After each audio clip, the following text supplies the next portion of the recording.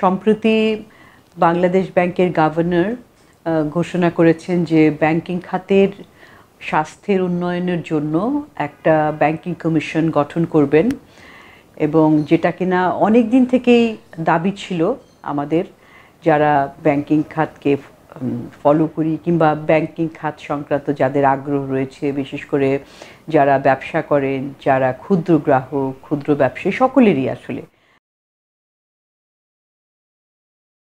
তো এখন এটা একটা খুবই ভালো উদ্যোগ, কারণ এই কমিশনটা একটা 3 মাসের মতো, 3 থেকে 4 মাসের মতো সময়ের মধ্যে তারা আসলে ব্যাংকিং খাতের যে সমস্যাটা, এই সমস্যাটার গভীরতাটা কি, এটাই তো আসলে প্রথমে জানতে হবে আমাদের।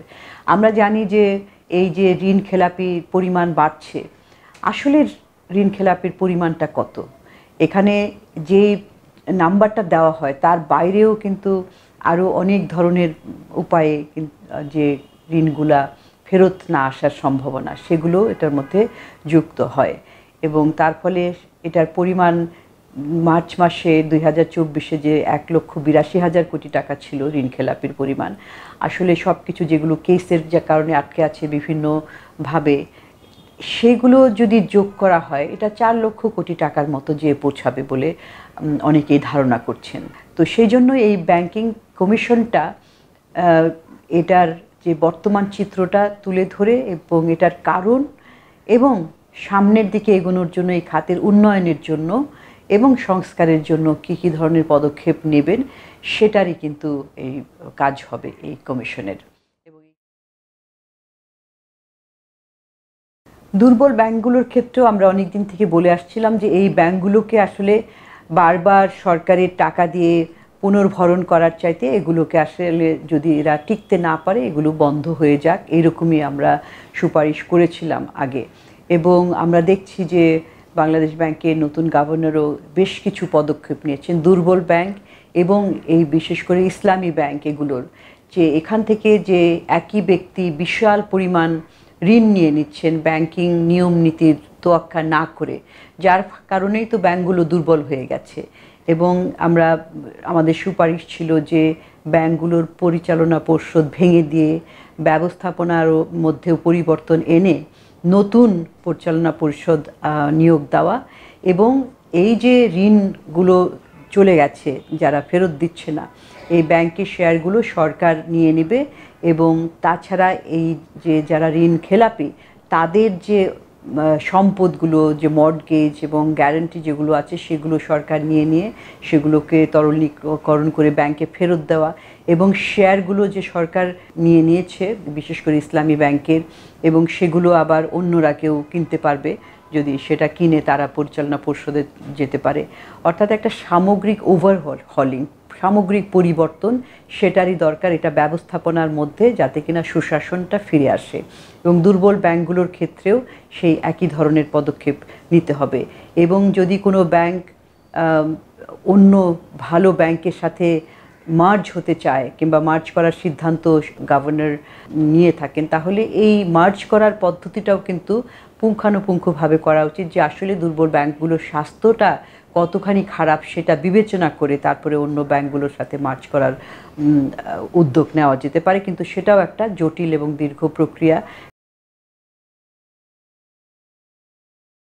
আমরা দেখেছি যে গত বহু বছর থেকেই যে ব্যাংকিং খাতের জন্য যে ব্যাংকিং কোম্পানি অ্যাক্ট যেটা রয়েছে, ব্যক্তি খাতের ব্যাংকগুলো তাদের সুবিধার জন্য, তাদের পরিবারতান্ত্রিক একটা ব্যবস্থা বজায় রাখার জন্য কিন্তু ব্যাংকিং কোম্পানি অ্যাক্টে পরিবর্তন করা হয়েছে। প্রথমে ছিল যে এক পরিবার থেকে 2 জন এবং তাদের মেয়াদ 3 বছর এবং আরও 3 বছর বাড়িয়ে 6 বছর পর্যন্ত করা, কিন্তু তারপরে এটাকে পরিবর্তন করে 4 জন সদস্য এবং তাদের মেয়াদ 9 বছর পর্যন্ত করা। তো এগুলো হচ্ছে যে একটা পরিবারের কন্ট্রোল, এবং সেখানে যখন একটা আধিপত্য রয়ে যায় তখন তো আর ব্যাংকের সুশাসন বজায় রাখা সম্ভব হয় না। অন্য যারা পরিচালক থাকে তাদের কণ্ঠটা এত শোনা যায় না। তো যার কারণে এটা একটা ব্যাংকের নিয়ম নীতি ব্যত্যয়ের ক্ষেত্রে একটা ভূমিকা রেখেছে এবং সেইটারই আমরা প্রতিফলন দেখতে পেয়েছি ব্যাংকগুলোতে।